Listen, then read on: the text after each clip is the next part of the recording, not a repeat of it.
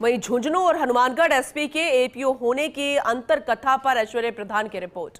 दरअसल मुख्यमंत्री गए थे हनुमानगढ़ गंगानगर दौरे पर, तो वहीं सीकर झुंझुनू का दौरा भी किया था मुख्यमंत्री ने। दोनों ही दौरों के दौरान जनता और जनप्रतिनिधियों से शिकायतें मिली, तो वहीं कुछ प्रतिनिधि मंडल भी मिले मुख्यमंत्री मझललाल शर्मा से। मुख्यमंत्री भजनलाल शर्मा ने अपनी विश्वसनीय टीम से जांच भी करवाई, उसके बाद विदा किया दोनों को। जिला पुलिस अधीक्षकों से इस तरह से गुड गवर्नेंस और भ्रष्टाचार जैसी शिकायतों पर जीरो टॉलरेंस का सीएम ने संदेश दिया। आगामी दिनों में नप सकते हैं अन्य कुछ अधिकारी और आईएएस, आईपीएस, आरएएस, आरपीएस की तबादला सूची का भी अब इंतजार किया जा रहा है। मुख्यमंत्री के मैराथन दौरों के ग्राउंड जीरो फीडबैक पर कई अधिकारी जो है अभी इधर उधर हो सकते हैं, और ये बड़ी खबर है, अहम जानकारी आप तक पहुंचा रहे हैं। अब कौन कौन नपेगा, किसका प्रमोशन होगा, तो किसको फायदा और किसका नुकसान, ये अब अगली लिस्ट जो आने वाली है उसका इंतजार रहेगा। एसोसिएट एडिटर ऐश्वर्य प्रधान हमारे साथ जुड़ चुके हैं, ज्यादा जानकारी उनसे लेंगे। ऐश्वर्य, ये वाकई में बहुत बड़ी खबर है, लिस्ट का इंतजार रहेगा क्योंकि लगातार दौरे किए हैं, जानकारी उन्होंने ली है मुख्यमंत्री ने, और उस फीडबैक पर बहुत सारे अधिकारी इधर उधर हो सकते हैं। आप जरा विस्तार से बताइएगा।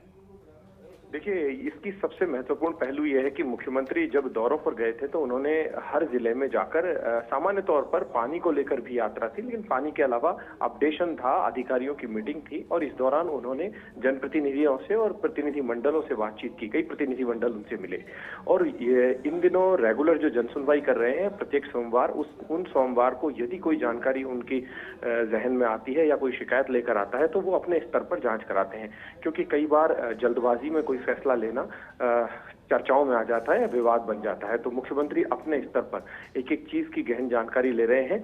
लेकिन इन दोनों एसपी को हटाने के बाद जो अब मैं खबर बता रहा हूं, वो महत्वपूर्ण खबर ये है कि इन दोनों को हटाने के बाद आज या कल में इस तरीके से कई और अफसर भी नपने की संभावना है, या फिर जो सूची आएगी उस सूची में वो छाया देखी जाएगी। क्योंकि मुख्यमंत्री इन जगहों पर जब जाकर आए तो उनके पास पूरी शिकायत थी, और शिकायत के अलावा अब उन्होंने दो टूक मैसेज दे दिया है, यदि इस तरीके का माहौल दिखा तो फिर किसी को भी बख्शा नहीं जाएगा।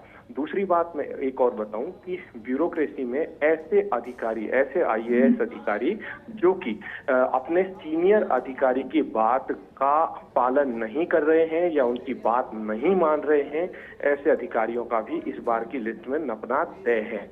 दूसरी बड़ी बात यह है कि कई अधिकारी हैं जो अपनी किसी योजना को लेकर लापरवाही कर रहे हैं, क्योंकि वो लगातार जो समीक्षा बैठक ले रहे हैं, समीक्षा बैठकों के जरिए वो जब अपडेट लेते हैं, अब तक की प्रगति की जानकारी लेते हैं, और उनके पास जो फीडबैक आता है उस आधार के पर भी ये जो लिस्ट है ये आनी है। कई लोग सवाल पूछ रहे हैं पिछले दिनों कि आईएएस और आईपीएस की लिस्ट क्यों नहीं आई, तो उन मुख्यमंत्री ने अपने स्तर पर होमवर्क कर लिया है, और आज भी मुख्यमंत्री सिर्फ एक सांगानेर की बैठक लेंगे, उसके अलावा यही होमवर्क करने वाले हैं, ब्यूरोक्रेसी को लेकर माथापच्ची करने वाले हैं, और तय मानकर चलिएगा कि आगामी दिनों में इस तरीके के मैसेज और भी देखे जा सकते हैं।